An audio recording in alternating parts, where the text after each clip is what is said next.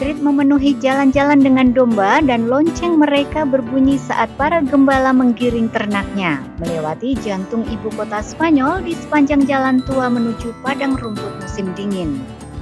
Warga menyaksikan di kedua sisi jalan untuk menyambut kembalinya adegan yang dibatalkan tahun lalu akibat pandemi virus corona.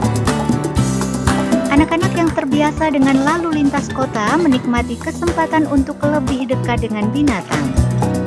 Acara tahunan yang dimulai pada 1994 memungkinkan para gembala menggunakan metode tradisional, mengangkut ternak mereka dari Spanyol Utara ke selatan untuk penggembalaan musim dingin.